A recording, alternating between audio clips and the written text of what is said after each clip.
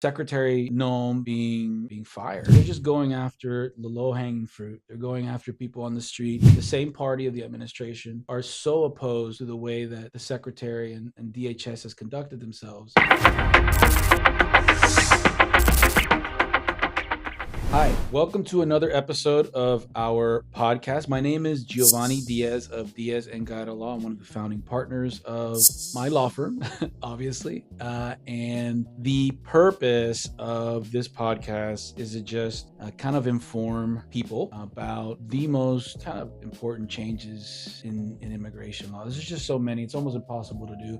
I feel like I'd have to do a podcast episode every single day in order to keep up, and the only reason why this wonderful team that we've put together can keep up with all these changes is because it's the numbers, right? I mean, one, super professional attorneys.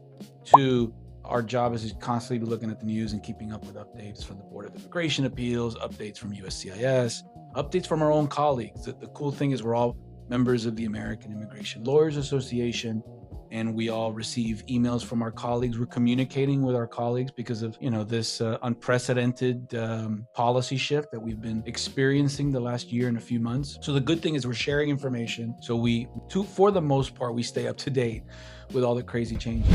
Today, instead of talking so much about substantive changes, I'm going to talk a little bit about Secretary Noam being fired, essentially. So my understanding is that it's not an immediate firing, that I think her last day, I think, will be the 30th or the 31st of March. So the end of the month, she'll be done, and they've already selected and appointed Mark Wayne Mullen. I mean, and we can go on probably for over an hour as to why this decision was made. We can also have a long discussion as to why anybody would have ever thought that Secretary Noam would be a good choice for this specific position. But again, this administration clearly doesn't take into consideration somebody's institutional knowledge, experience in determining whether or not they'll be able to do a competent job, really important jobs, running agents. I think what ultimately happened, I don't have to tell you, you can watch the news. The whole rollout of this mass deportation campaign is what ended her career and the way it was rolled out. I mean, there's no rhyme or reason. They're hunting people on the streets. It's confirmed. They detain people and then confirm that they're here legally. They're not differentiating between undocumented people and refugees. They're detaining people that have DACA. They're detaining people that have temporary protective status. They're detaining legal permanent residents.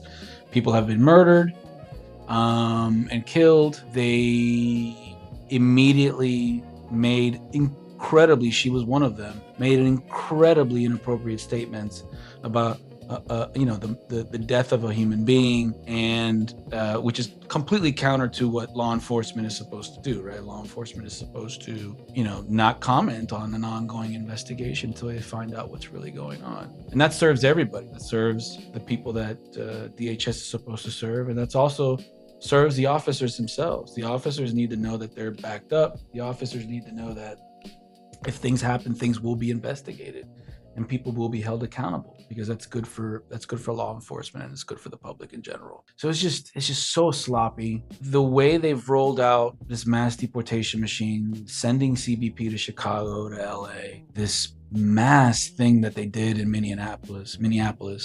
What's essentially done is it's turned the public, and I think Senator Tillis said this best, it's turned the public against deportations. When the reality is deportations are a viable and an appropriate thing to do for somebody that commits crimes here and is a danger to society. We've had administrations, specifically the Obama administration, that prioritized, and Holman was involved. Secretary Holman was involved in that, the borders are. And he was actually given an award for that. Every single administration up until this administration, prioritized deportations for the worst. 92% of the people that the Obama administration deported were people with criminal histories. Only 5% of the people that are being detained right now have criminal convictions. So they're just going after the low-hanging fruit. They're going after people on the street that are selling food. They're going after people they can easily get. And it's turned the public away from deportation. It's only a numbers game. And I think once they saw how disgusting that was. Even Republican Congress, people from the representatives and senators have been opposed to it and have been calling for her to resign. So I think that's what happened. And she clearly doesn't have an understanding of what an agency like that with that amount of power and money now, how it's supposed to be run. And so she's gone. I think the concerning thing is this guy Mark Wayne Mullen. Again, what is his background, right? Like, does he have any background in law enforcement? Does he have any background in immigration? So it's again, I mean, it's the same issue, right?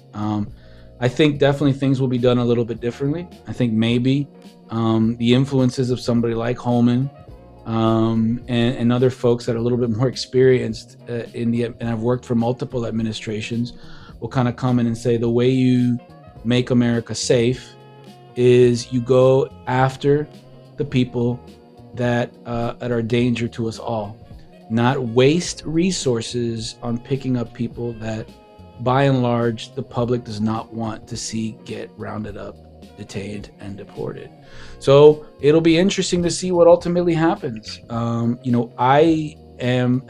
been criticized as being an eternal optimist.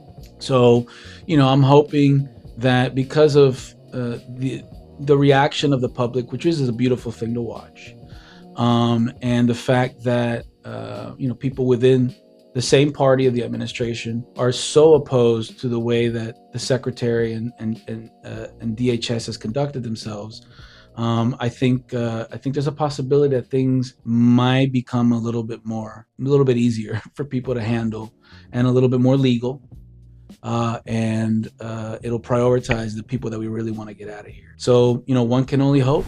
Please follow all our social medias. Listen in to our next episode. I'm going to continue to get on YouTube and to talk a little bit about all these different changes that are happening. If you guys have any suggestions about anything you want to hear, send us messages through social media, and we might be able to incorporate some of these questions or comments that you have into future podcast episodes. My name is Giovanni Diaz of Diaz Gaeta Law. Call us at 678-503-2780 or send us some messages on social media.